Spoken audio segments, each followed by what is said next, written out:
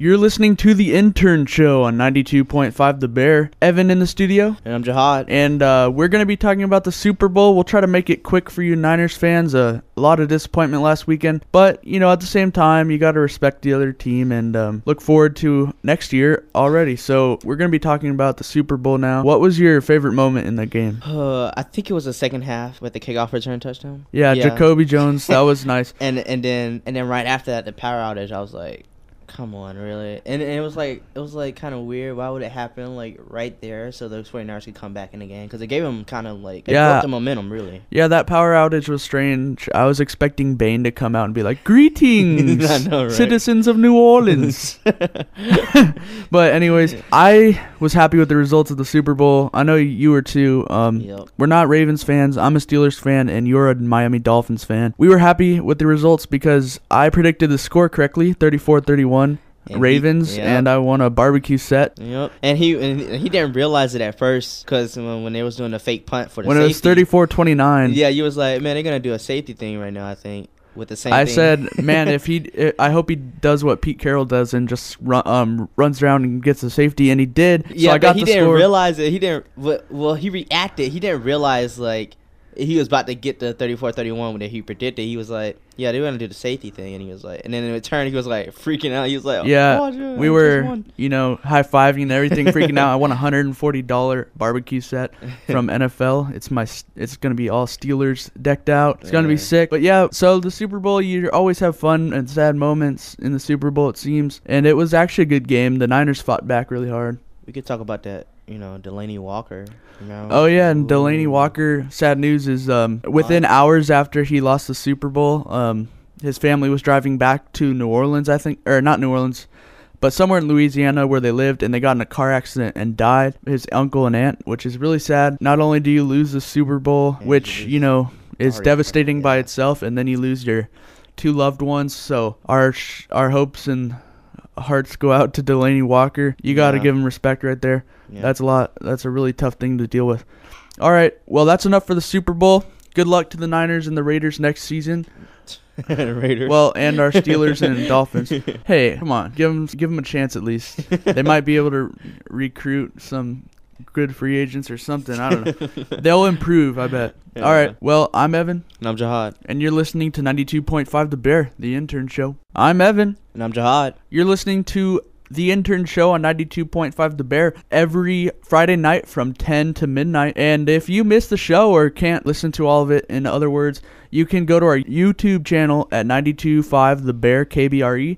We post our videos up every Saturday. You can catch the show if you missed it. Our topic for right now is Joe Flacco's contract. I want to know your thoughts, Jihad, on what you think about Joe Flacco and his contract with the Baltimore Ravens. Well, his agent said that he deserves to be the highest paid quarterback in the league. And then when you think of that, you're talking about higher paid than Tom Brady and Rodgers. I don't think Aaron Rodgers is that high paid, but he's kind of high paid. But Aaron Rodgers and Peyton Manning, that kind of money, like $20 million, $21 million, Drew Brees type of money.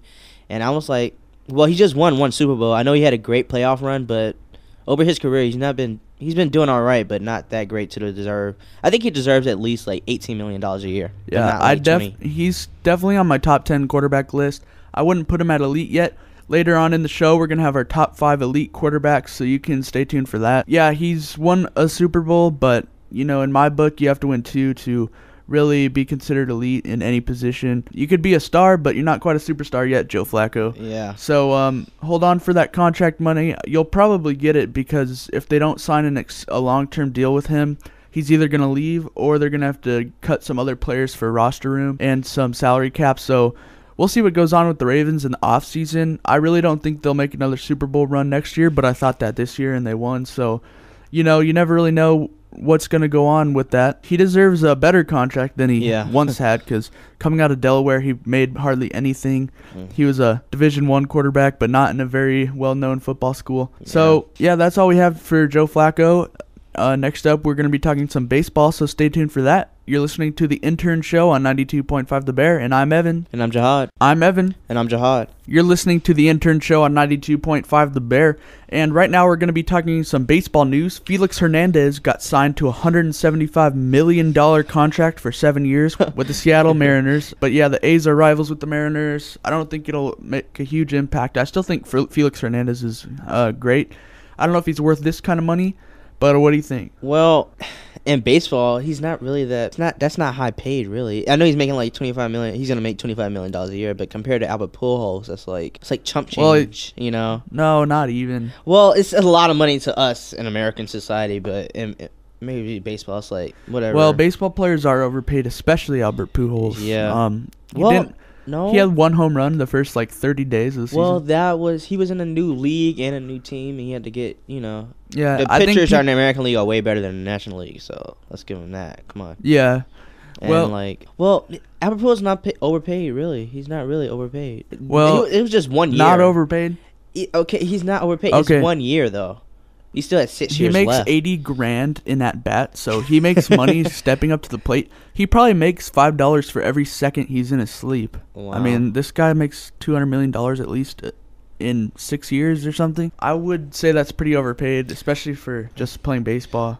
Yeah. Well, I know somebody else who's overpaid, Alex Rodriguez. Well, yeah, that's a given. He hasn't produced in 3 years probably. Yeah. Yeah, he did win a couple World Series for the Yankees, though, you have to admit. But, I mean, it wasn't all due to his performance. Yeah. But his PEDs is something else.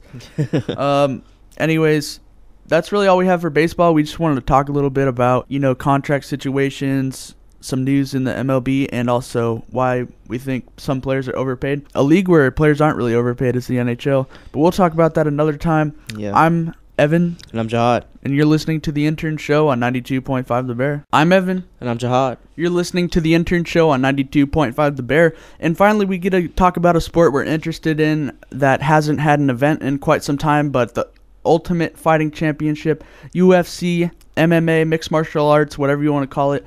There were some good fights this past weekend, last Saturday, and I just want to take some time to talk about them.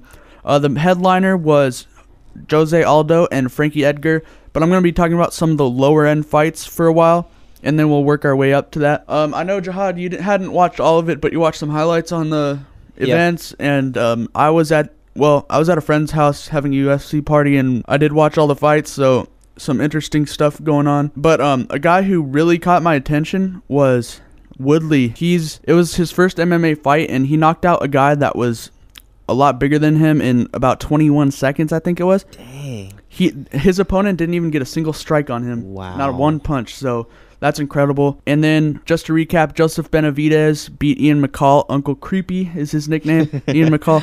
And it was a decision. That was a really good fight I think it was flyweight. And then, there was some other great fights. My favorite fight of the night was, other than the main event, would have to be the heavyweight fight. I love watching heavyweight fights because they always put a beat down on each other. Alistair Overeem and Bigfoot Silva. Yeah, and what's surprising about this one, the Overeem had 85 or 82 punches landed, and the other guy had 25. And Overeem had 73 strikes on Bigfoot Silva, and Silva only had 42, but he came back with a vengeance. Overeem was just pounding him the first 2 rounds, and then the start of round 3, Bigfoot Silva, it took him 25 seconds in the 3rd round to knock out Alistair Overeem. He just got a good combo going, knocked him to the ground with one of his punches, and just, knocked him out. Yep. A 3rd round KO. That was pretty crazy. It's pretty scary, really, when you see some of the heavyweight guys. They're that way, 260, and they're pure muscle. And their punches, you can hear ruthless. them a mile away. Yeah, they're ruthless. They can put you could be killed by some of those strikes if you're not trained correctly. And then Damian Maia upset John Fitch, which was pretty crazy. And then, of course, the main event, Jose Aldo beat Frankie Edgar in a decision. Jose Aldo had been, the first few rounds was destroying him with his kicks, but Frankie Edgar came late in the 3rd round and really put on a performance. They both had a really nice fight. It went all 5 rounds, and it was a decision in the featherweight championship. So Jose Aldo keeps his featherweight title, And yeah, that's all we have for the UFC. We got some events coming in the next few weeks. Actually, the female fighters are having their first main event in history, I believe, with Rousey and that American girl. So we'll see what happens with that. We'll keep you guys updated with that. More MMA news. But I'm Evan. And I'm Jihad. You're listening to the Intern Show on 92.5 The Bear.